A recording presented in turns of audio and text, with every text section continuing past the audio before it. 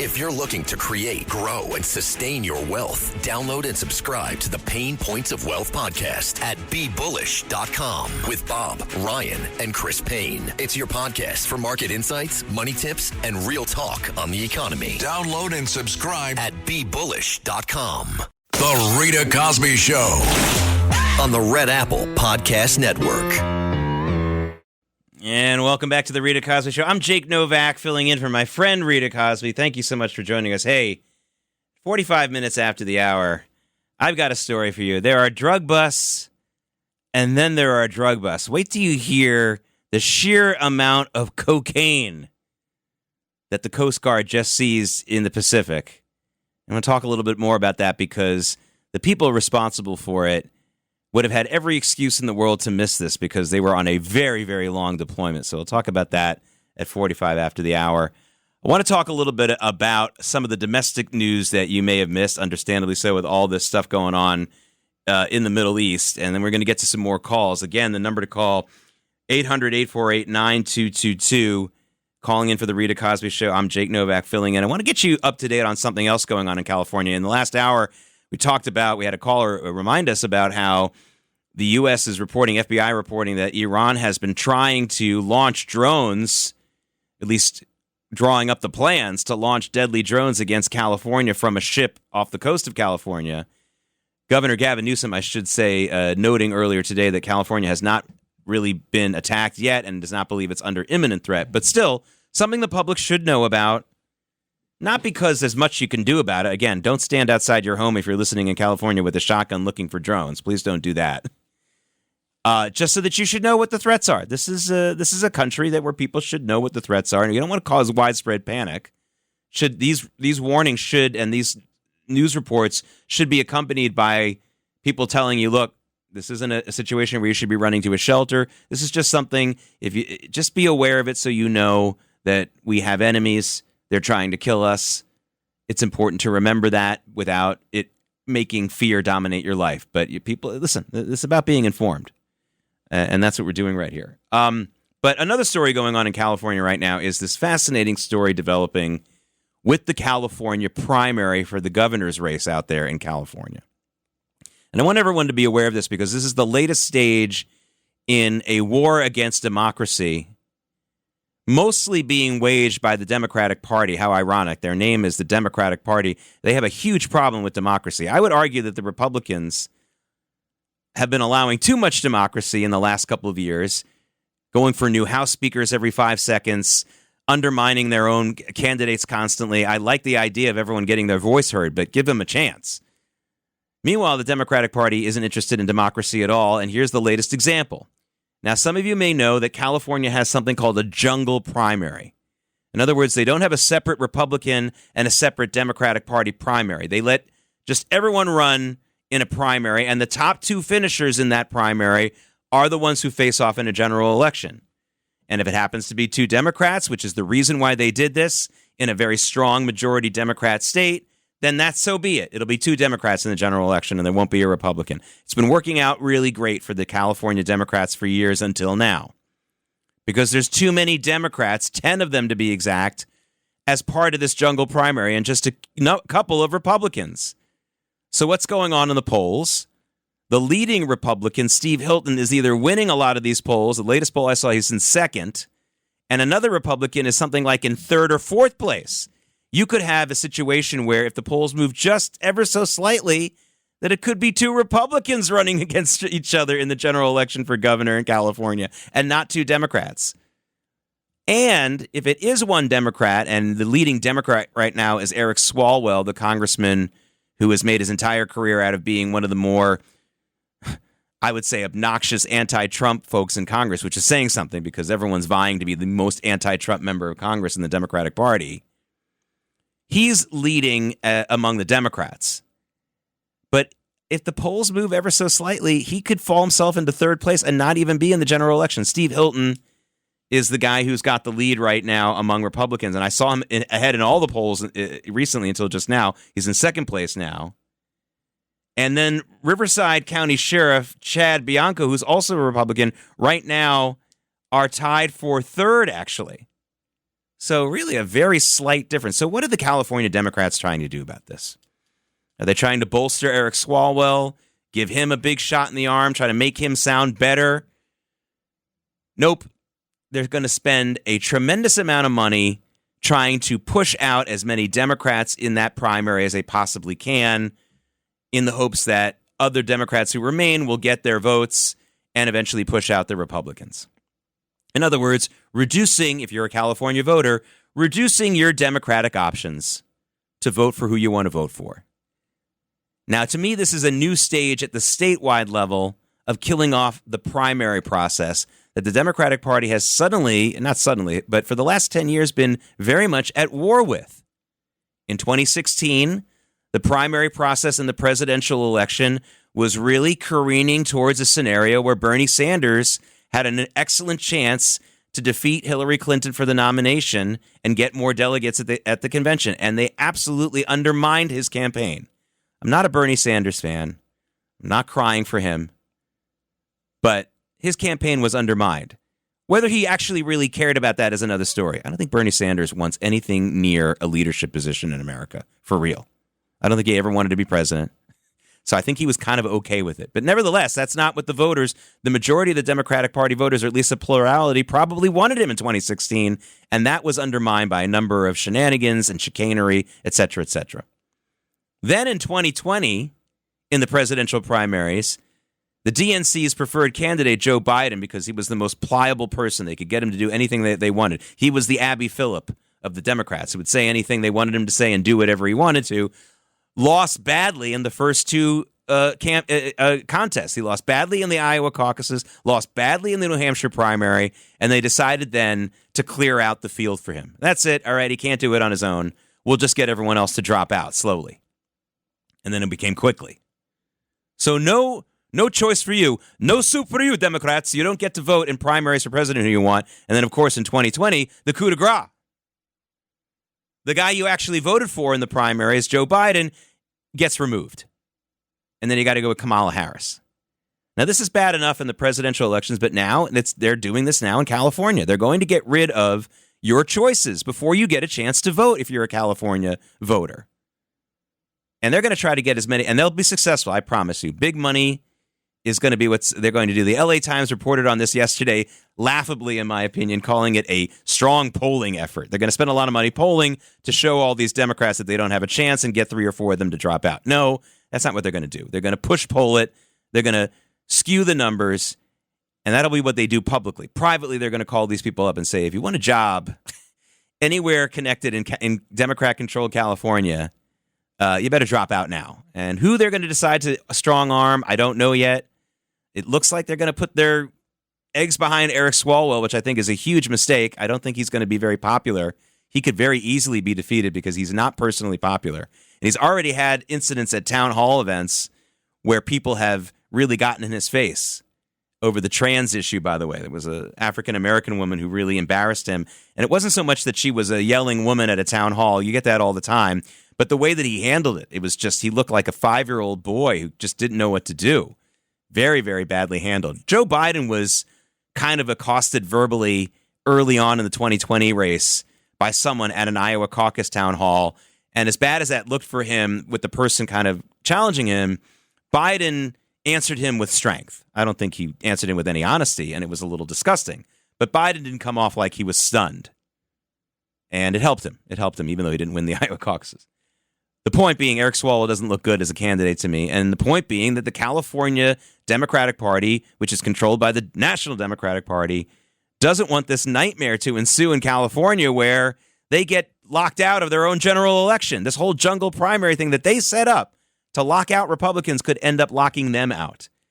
And if Steve Hilton ends up winning it, and he still has to go up against Eric Swalwell, and it isn't a closeout, as they say, he still has to go against a Democrat, don't forget the incredible momentum that winning that primary, even if he wins it by a hair, will give him. It'll give him a lot of national Republicans will start to donate to his campaign. It will get him a lot of publicity, as much as some people will try to suppress it. It would really make him a stronger and much more viable candidate, because the argument against Republican candidates for years in California is like, well, they can't win. They can't win. Well, if he wins that primary, that jungle primary, people are going to believe that he could win. Now, if it ends up being two Republicans, it'll be, it won't matter at all. And Swalwell has another problem that is continuing to fester for him. The New York Post reporting on it today, that there's one thing about when some people are really living in D.C. and they're not really residents of their home state, and then they run for a home state office, and it's a little bit of a scandal, but people look the other way. But Swalwell's really pushing it. He doesn't have even an apartment in California. He's renting one bedroom in a family of three's home.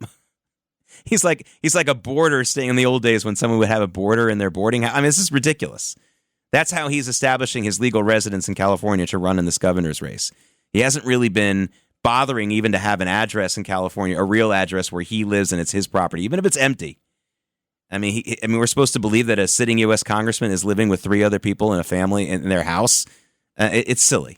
So he's got a problem there as well. There could lead to some legal issues for him. I don't know necessarily if it will, but that's a big issue. Look, folks, it doesn't look great for Eric Swalwell, especially even he's leading the poll. One of the latest polls has him ahead. He's in second in another. But just look at this candidate. Is this someone who's going to really get people out to vote for him? Gavin Newsom makes me and a lot of other people ill with the greasy hair and the slick attitude, and he just looks like a jerk. I'm sorry. He looks like all the bad guys in 80s teen romance movies. He's like the bad guy. He's like Cobra Kai, right? He's like the bad guy in Back to School. The same guy, by the way. There's something about him. He just comes off like the 80s guy who's the jerk. But that said, he's not the worst campaigner in the world. Eric Swalwell looks lost. He looks lost. And I don't know if they're going to push him out too. But one thing I do know, if you're a voter in California, it ain't going to be your choice. The Democrats are going to take that away from you, and you better believe it.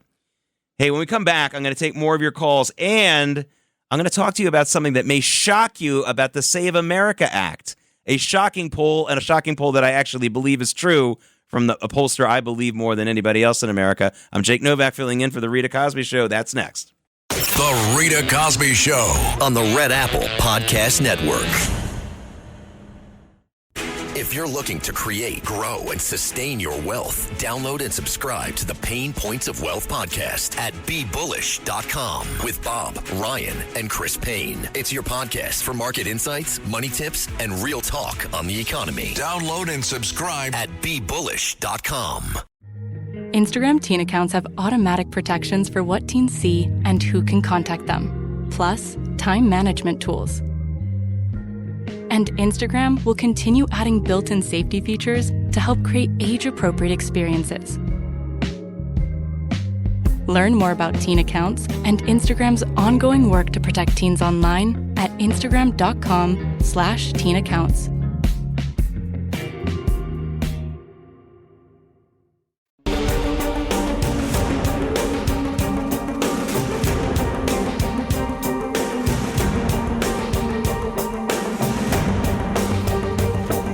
This is The Rita Cosby Show. Okay, so I mentioned 80s romance movies, and we've got the Breakfast Club theme coming up there from Simple Minds. Well done, control room guys. Hey, we're about 30 minutes away, 55 after the hour. I'm going to tell you that personal story about Rita Cosby, something that I've always admired about her, even well before I met her in person. Want to tell you a little bit about this SAVE Act, the Save America Act, which I'm fully on board with. Not only, of course, supporting it, which is easy. Remember, this is the bill that calls for voter ID, calls for proof of citizenship, et cetera, et cetera.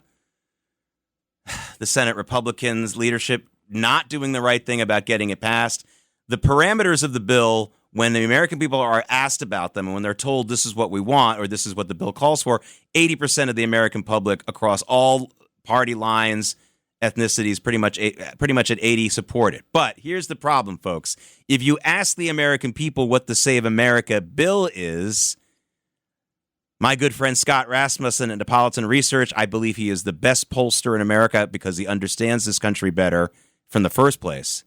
His latest poll out this morning showed that only 23% of the people polled were accurate when they described what the Save America bill was. Despite the fact that this is something that it's been shouted about on social media, rightfully so, for a long time, This is a major issue for MAGA world. This is a major issue for a lot of Americans, actually, certainly conservatives and Republicans. There are some Democrats, too, that are very much behind this, as the polls would show, but they don't know the naming, and this could very well be the result of bad labeling.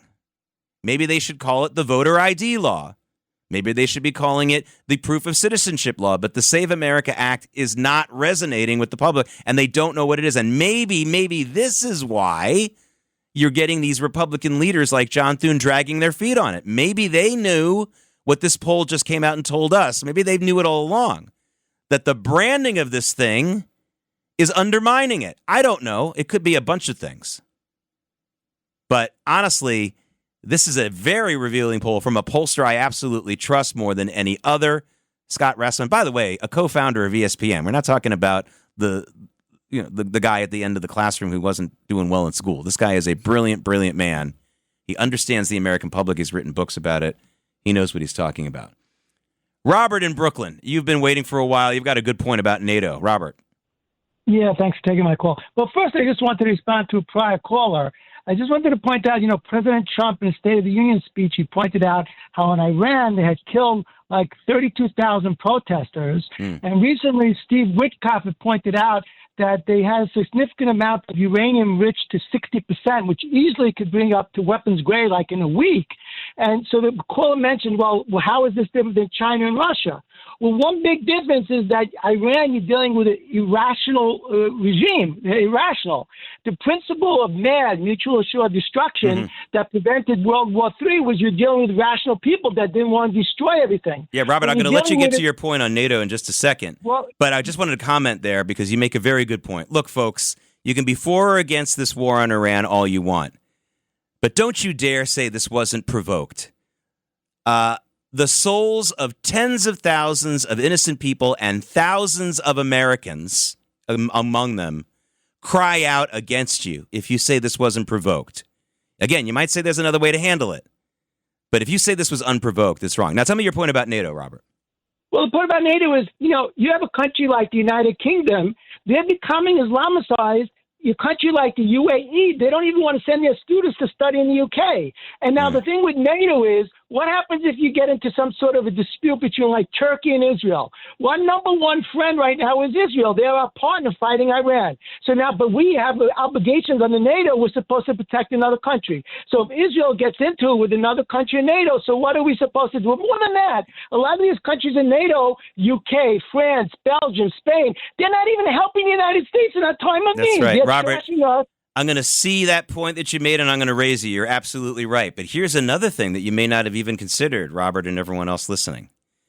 They have radical, dangerous Islamist populations in each one of these countries, almost in NATO. They can't afford to send their military off to an overseas conflagration because that might be a signal for those radical groups to cause major problems inside their country.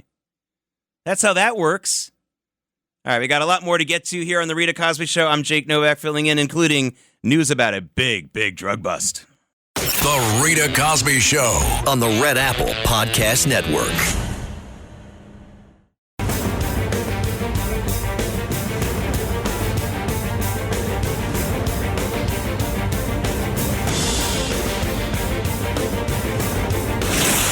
Rita Cosby is on.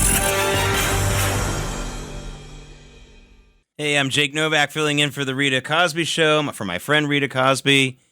And again, just about 20 minutes away from my personal story of Rita Cosby and the greatness of Rita Cosby over the decades.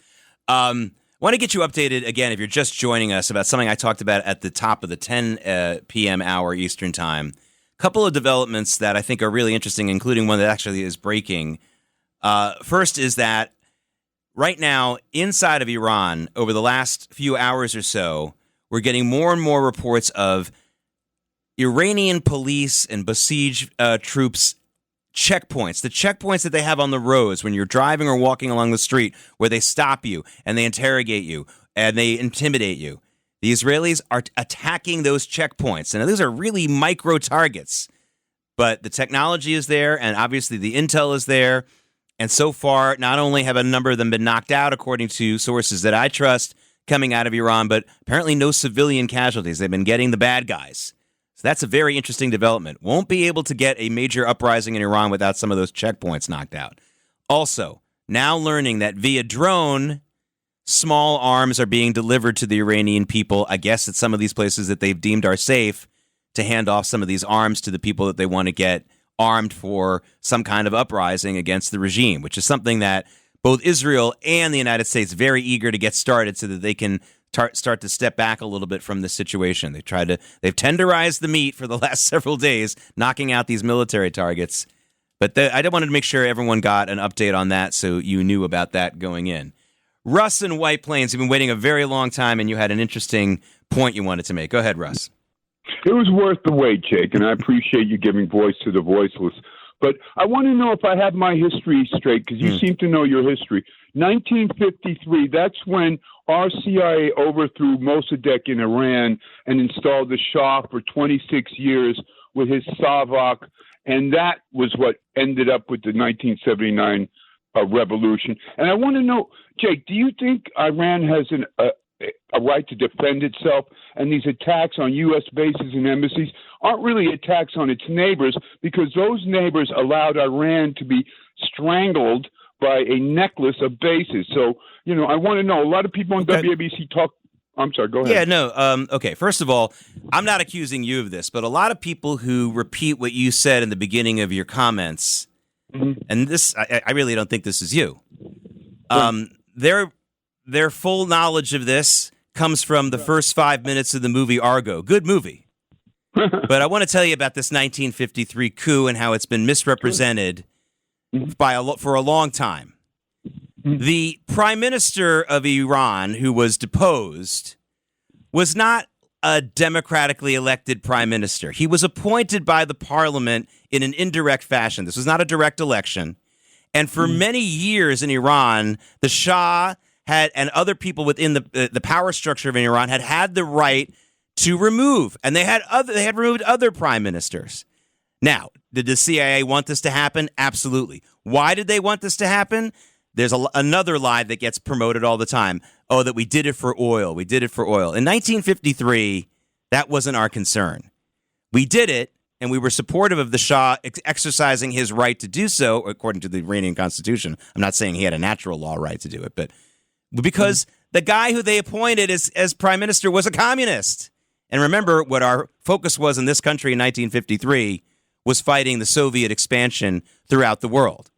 So I just want to make it very clear to everyone, because everyone who watched the movie Argo or hears about this on Wikipedia thinks that there was this democratically elected leader of Iran that the people went and voted for who got elected. It was a backroom deal. It's like saying Kamala Harris was the duly elected Democratic presidential nominee. Now, as far as what you say about the U.S. bases in the area and how that can be provocative, for those of you who don't, read Karl von Clausewitz, read some of the great people who wrote about war and borders and things like that. Having bases, military bases near your country or surrounding your country is provocative in many, many cases. So I understand that. But these bases most of them predate any problems with Iran. Iran still has, for example, a lot of weapons of war that we gave them before the revolution in 1979. Israel just took out a couple of F-14s that the U.S. gave Iran before 1979, by the way. They were still on the ground. That was in Isfahan. Now, again, the idea, and the last thing I want to say something is you used an interesting phrase. Iran has the right to defend themselves. Go ahead, Iran, defend yourself.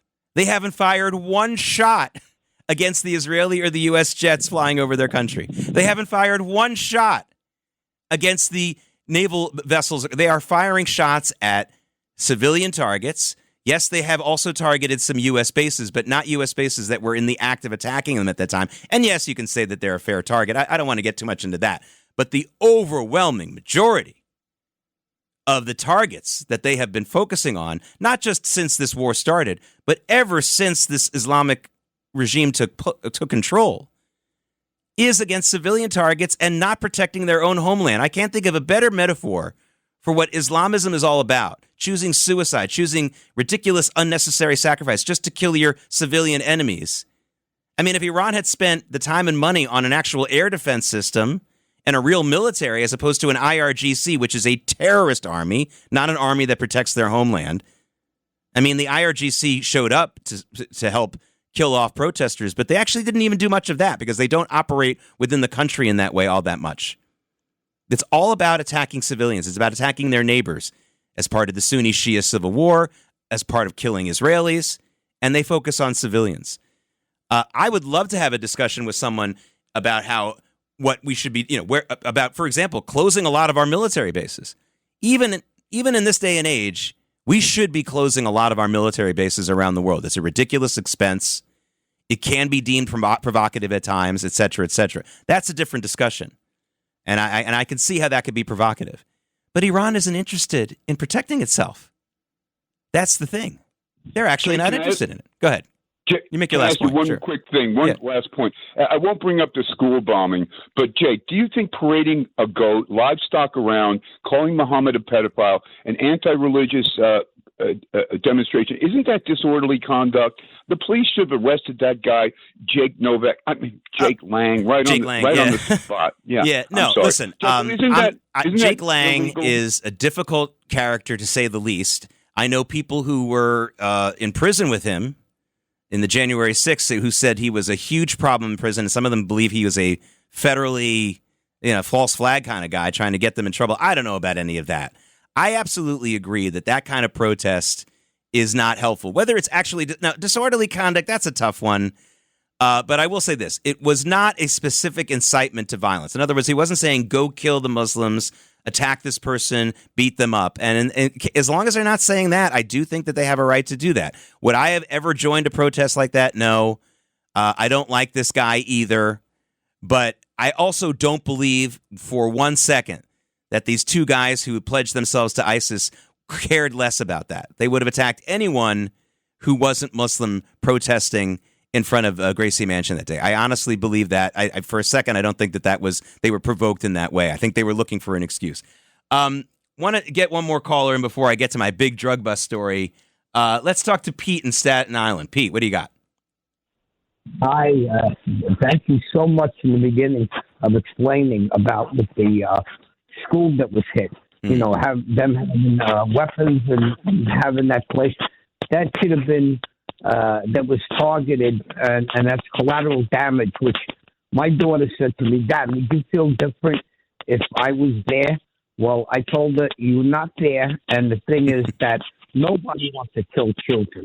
Nobody would intentionally want to kill children. Children are our future. Well, I'll tell you something. If there were a school in a forward area in a war zone, I wouldn't be sending my kids to that school. This was putting a school as part of a compound that includes the IRGC, and I want to make this very clear. It's a war crime. You are not allowed to put weapons of war, bases of war, in areas with schools, hospitals, or houses of worship. And if you actually launch strikes from those areas, it's a double war crime, which Hamas has been doing for years, which is Iran is doing for years. But more importantly than all of that, which is something I don't understand about people who like to bring up stories like this and then they never actually get into the nitty-gritty of this. Nobody, even the biggest Trump hater or America hater or Israel hater, is accusing anyone of deliberately knocking that school out, whoever did it. Even Iran necessarily, if it was indeed an Iranian missile, and by the way, nothing is confirmed yet. This idea that it's already been confirmed that it was a U.S. No, it hasn't been 100% confirmed. It's looking like that, but it hasn't been confirmed, and I'm holding off until I get it confirmed in that way. But even people who say that it may have been an Iranian missile are saying it was a misfire. So no one was deliberately going after that school. That's important. We don't deliberately do that. Hamas and Iran and all their terrorist groups, they deliberately do that. So what's the argument here that people are making? That we should have been more careful? Okay, in the massive amount of bombing that's been going on, this is the only civilian target that was hit directly. Not bad. That's not a bad record. Sorry, I wish I had a shooting like that night like that in the NBA. Bam Adebayo had his best shooting night the other night, had 83 points last night, by the way. Honestly, folks, no one is saying this was deliberate. And more importantly, to have a school in an IRGC compound, that's the crime. Please don't forget that crime. That's like saying if you throw a drunk person over an overpass and they get hit by the car, it's the car's fault. No, it's the person who put that person in harm's way. It's really frightening that people just can't get that straight. And nobody believes that the Americans did that on purpose, if indeed it was the Americans who did that. Hey, I want to tell you about a major, major drug bust, and that's going to come up in just a couple of minutes. But folks, wait till you hear about this. I mean, there are drug busts and then there are drug busts. And because this was carried out by the Coast Guard, I want to make this our special salute to our fighting men and women in the American Armed Services. But before that, another guy's been waiting online for a long time on the line, Joe in Trenton. Joe, Jersey boy, what do you got for me? I get a call today from the RNC soliciting funds, and I told the caller, John Thune, who, in my estimation, is just another Mitch McConnell. He was Mitch McConnell's right-hand man when Mitch was in office. Now, we got to get at least the three stooges, Murkowski, Collins, and McConnell. He's got to get them moving. I don't care how weak they are in their state. It's about time we start voting for the country instead of wanting to save our jobs. John Fetterman, who's a freshman senator, makes every one of those other 99 senators look like fools because he says he votes for the country rather than his party. And Donald Trump was saying earlier today, Thune's a leader. He can get the votes. How about this time the Republican Party getting up off their butt and start getting things done? You know, Joe, you make a good point. And again, of course, you're talking about a number of things, but most specifically the Save America Act, which is just such a slam dunk issue. Now, I talked to you earlier. I told everyone this latest poll from my very trusted friend pollster Scott Rasmussen. Only 23% of Americans even know what the heck the Save America Act is. But when you tell them this is what's in the bill, 80% of them like it. So there's some bad branding going on here. But branding or no branding, for people like McConnell, Murkowski, Thune to be holding this up is a scandal beyond measure. Now, our biggest problem in America isn't election integrity, but it is the source of so many other problems. If we had election integrity in this country, there would be much less radicalization of the Democratic Party. I know a lot of people listening and people in America think both parties have gotten really polar nutty in the last 10 to 20 years, that the conservatives have the Republicans have gone way to the right and the Democrats have gone way to the left. It's not the case. Every survey shows that Republican voters have the same beliefs that they did 20, 30, 40 years ago. They haven't moved a bit, especially male Republican voters. Actually, all male voters, Republican and Democrat. They haven't moved an inch. It's the Democrat voters and women voters specifically who have moved crazy far to the left. More and more every year over the last 20-year period. And if you are along with me, you know that one of the reasons for that is most likely social media and the internet. Husbands and wives, men and women, used to consume a lot of the same news together. And even if they disagreed, they were sort of in the same universe. I don't know any couple, two-sex couple, at all, no matter how close they are, who scroll through social media together. Not extensively. And so, in other words, it gets catered towards different people in a different way. I think it's a big reason why women voters specifically have been moved so radically far to the left. That, I think, is something that's really out there. But you're talking about the Save America Act. If the Republicans don't get this passed and don't do what's necessary to get it passed, it'll be a tremendous scandal. It'll be very detrimental for the country. And the reasons why they're not doing it are many. But in the case of McConnell, it's similar to John McCain. This is a very, very bitter, angry guy who just is upset that Donald Trump and his supporters took over the party that he thought he was in control of. Anyone who's ever lived in D.C. or worked in D.C., I did for a while, knows the incredible arrogance and self-centeredness and this is an overused word in America, so I'm a little bit loath to use it, but these people who are just absolutely, completely narcissists. This is true of the appointees, the lower level folks, the elected people even more. And to not be the star and to have Donald Trump take their star away from them, Very, very big deal. All right, we're coming up to 10 minutes before the hour, and this is the Tunnel to Towers Foundation Support Our Heroes segment, and I really want to give a shout-out to our heroes in the Coast Guard. You almost never hear about them. They deserve it, and this particular group really deserves it. This is the crew of the USS Monroe. Okay, that's the name of this Coast Guard cutter, the Coast Guard cutter Monroe, M-U-N-R-O. They were on a very long deployment. They left their port in California at the beginning of November, and they were still on this particular mission, patrolling the Pacific as recently as a couple days ago. That's a long deployment. And what happened? They ended up seizing a very large amount of cocaine. I mean, a really large amount. 22,052 pounds of cocaine. Where was it going? Charlie Sheen's house? I don't know where it was going, but it was a lot of cocaine. It's a record, by the way, a street value of $250 million. There are some people who believe that this huge seizure has something to do with the U.S. attacking so many of those other drug boats in the Caribbean. As you know, that's been going on for a couple of months now, forcing some of these drug smugglers to take bigger risks with massively large shipments that they would otherwise distribute among a number of other different boats, try to get into the United States. This was the Pacific, not the Caribbean, where this happened. Anyway, the crew of the cutter, Coast Guard cutter Monroe, on a very, very long deployment. That wasn't easy. I really appreciate them. I want you to support America's military and first responder heroes like the Monroe guys. Donate $11 a month to the Tunnel to Towers Foundation at T2T.org. That's T, the number 2, T.org. The Rita Cosby Show on the Red Apple Podcast Network. Hey everybody, welcome to your 30-second laughing session brought to you by The Laughing Cow.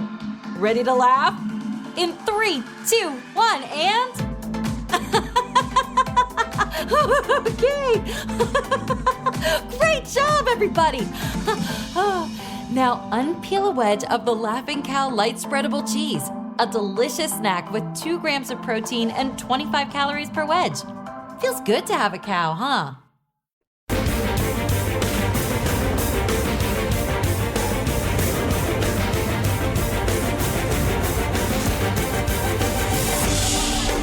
It's the Rita Cosby Show. Hey, I'm Jake Novak filling in for my friend Rita Cosby. I want to tell a little bit of a personal story about her because I think this is something maybe folks who listen to this program don't know. Rita Cosby was one of the first reporters for the original Fox News channel. And what Fox News and a bunch of the other national cable news stations do is they provide something called a news feed for all the local affiliates. So if you're a local affiliate like I was in Bangor, Maine, or Champaign, Decatur, Illinois, or Cleveland, and you have an hour or 5 hours of local news to fill every day, you get all this free video and sound bites with reporter stand-ups and the whole thing to help fill your hours. So I was at the Fox station in Cleveland when the Fox News Channel launched, and I was working the morning news program, the worst shift ever. I had to come in at 11 p.m. and leave at 7 a.m., so I had no morning and no night. It was the worst. But the station was bad. But Cleveland at that time, I was there in 1996, early 97, was a great place to be. Great music scene. 9 Inch Nails was emerging. The Indians were selling out before the season even started. I'm not an Indians fan, but you had to appreciate that team. All that stuff was great. And the guy who was in charge of the morning programming, only a year or so older than me, a guy named Stan Kowalski, came in one morning and said, I like this Rita Cosby. If she has anything on the feed, you put it in your shows. If you don't like it, you know, too bad. And Stan was actually a really nice guy. He wasn't a tough guy. But he really liked this Rita Cosby. I was like, okay, let me check this out. And I was like, yeah, she's good. She really stands out among the other Fox people at the time. She just, she does this great reporting. And I remember him just like talking about her for months after that. He didn't have a crush on her. I'm not talking about anything like, untoward. He just kind of knew she was great. And that's how I got introduced to Rita Cosby professionally, well before I actually met her in person. It's been a real honor to fill in for her tonight on the Rita Cosby Show nationwide. I'm Jake Novak, and I'll hope to speak to you again soon. Thanks for listening to The Rita Cosby Show. You can hear The Rita Cosby Show weeknights at 10 on 77 WABC. If you like the podcast, share it with your friends and listen anytime at WABCRadio.com and download the WABC Radio app. Hit that subscribe button on all major podcast platforms. Plus, follow WABC on social on Instagram, TikTok, Facebook, and X. See you next time for a new episode so you never have to wonder, what the heck is going on here? If you're looking to create, grow, and sustain your wealth, download and subscribe to the Pain Points of Wealth podcast at BeBullish.com with Bob, Ryan, and Chris Payne. It's your podcast for market insights, money tips, and real talk on the economy. Download and subscribe at BeBullish.com.